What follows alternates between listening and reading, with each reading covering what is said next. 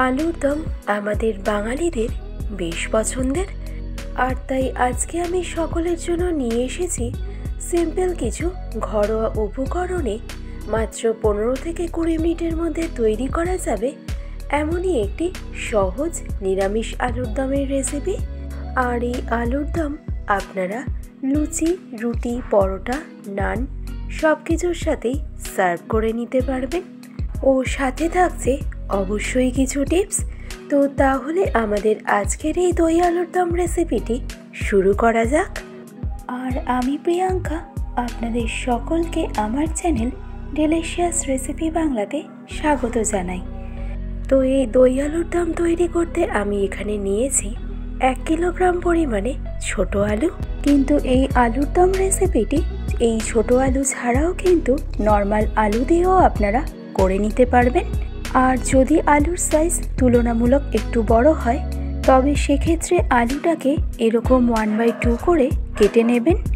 তো সবগুলো আলুর থেকে স্কিনটাকে খুব ভালো করে ছাড়িয়ে নেওয়ার পর এবারেই আলুগুলোকে আমি ডিরেক্টলি ট্রান্সফার করে নিলাম একটা প্রেসার কুকারের মধ্যে। অর্থাৎ সবার প্রথমে আলুটাকে বয়েল করে নেব। আর তার জন্য প্রেসার কুকারে আমি দিয়ে দিলাম পরিমাণ মতো জল। খেয়াল রাখবেন এই জলের লেয়ারটা যেন আলুর থেকে 1 করচ ওপরে থাকে।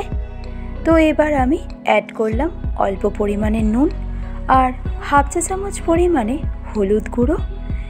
এতে আলুর মধ্যে একটা সুন্দর কালার আসবে।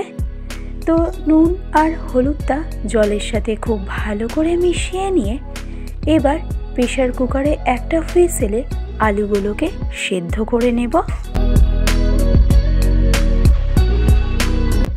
যেহেতু ছোট আলু তাই প্রেসার কুকারে একটার বেশি হুইসেল দেওয়ার কিন্তু প্রয়োজনীয়তা নেই। তো আপনারা দেখতে পারলেন যে প্রেসার কুকারের একটা হুইসেল কিন্তু কমপ্লিট হয়ে গেছে। এবার প্রেসার কুকারের সম্পূর্ণ স্টিমটা বসে যাওয়ার পর এবার আপনাদেরকে একটু চেক করে দেখাবো যে আলুটা আমাদের ঠিক কেমন বয়েল হয়েছে। তো এভাবে ছুরির সাহায্যে আলুটাকে চেক করে দেখে নেবেন।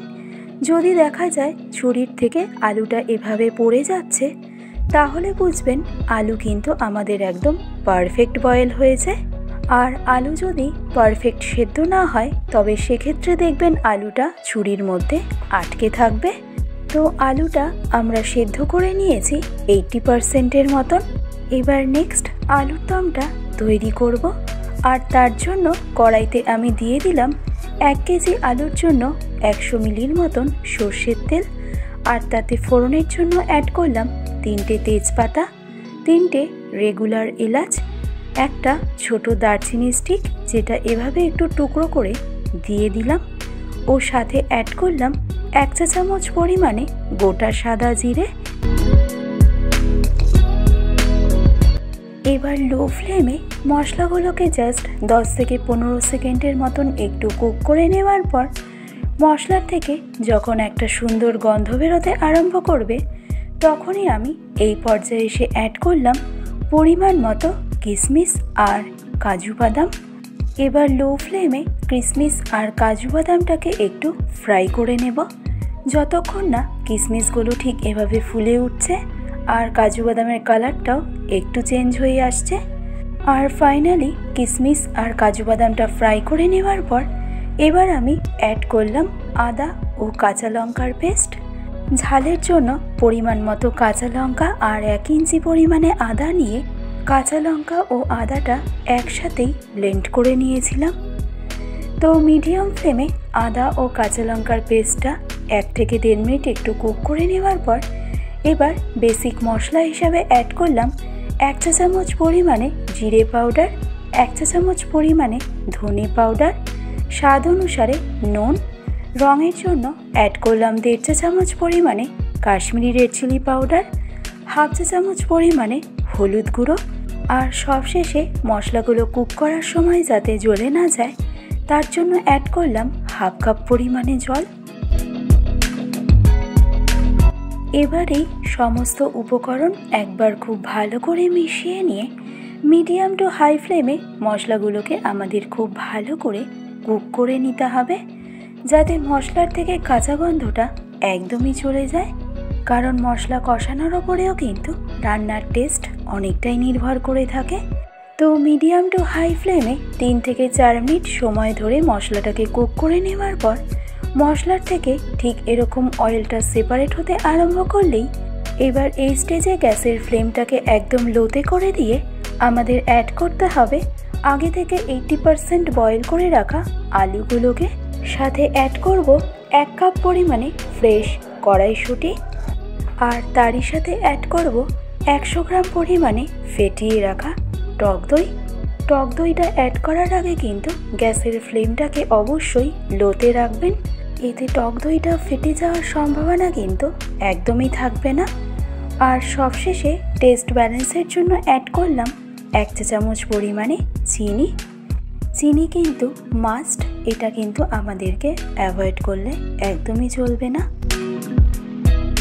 তো এবার গ্যাসের ফ্লেমটাকে একদম লোতে রেখেই আলুগুলোকে সমস্ত উপকরণের সাথে আমাদেরকে খুব ভালো করে মিশিয়ে নিতে হবে।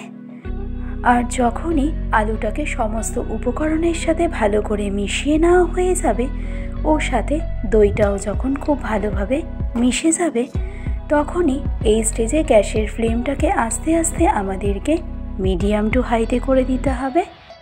এতে দেখবেন দইটা ফেটে যাওয়ার সম্ভাবনা কিন্তু একদমই থাকবে না। এবার মিডিয়াম টু হাই ফ্লেমে ঢাকনা চাপা দিয়ে আলুটাকে গ্রেভির সাথে কুক করে নেব জাস্ট 3 থেকে 4 মিনিটের মতন। 3 থেকে 4 মিনিট পর ঢাকনা খুলে এই স্টেজে দেখুন গ্রেভির সাথে আলুটা কিন্তু একদম পারফেক্ট কুক হয়েছে, আর গ্রেভির কালারটাও কিন্তু আগের তুলনায় বেশ অনেকটাই উজ্জ্বল হয়েছে। তো সব কিছু আবারও একবার খুব ভালো করে নেড়ে চেড়ে নিয়ে এই স্টেজে আমাদের অ্যাড করতে হবে আরও একটা স্পেশাল ইনগ্রেডিয়েন্ট, যেটা আলুর দমের টেস্টকে অনেকটাই বাড়িয়ে দেয়। এর পাশাপাশি আলুর দমের টেক্সচারটাও কিন্তু বেশ ভালো আসে, আর সেটা হলো কাজু বাদামের পেস্ট। আর এই পেস্ট তৈরিতে আমি ব্যবহার করেছি প্রায় 10 থেকে 12টার মতন কাজু বাদাম। এবার ফাইনালি কাজু বাদামের পেস্টটাকে আলুর দমের সাথে ভালো করে আমাদের মিশিয়ে নিতে হবে।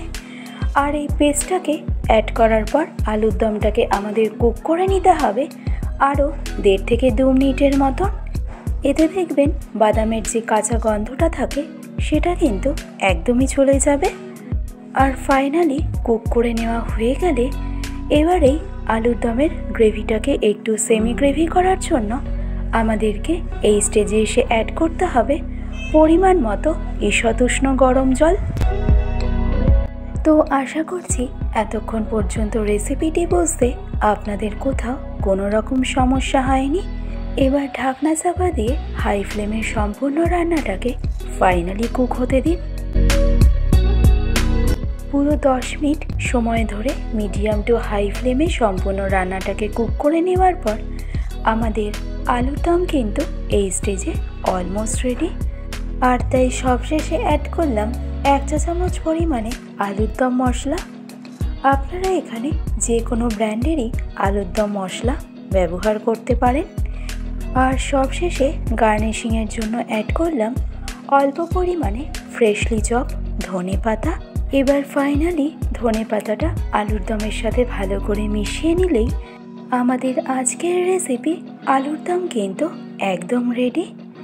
আর এই আলুর দম স্পেশালি লুচি, পরোটা, নান এই সব কিছুর সাথেই কিন্তু আপনারা সার্ভ করে নিতে পারবেন।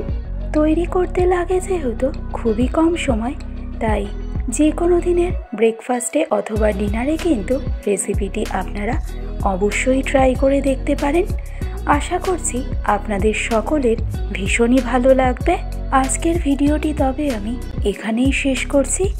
ভালো থাকবেন, সুস্থ থাকবেন, ধন্যবাদ।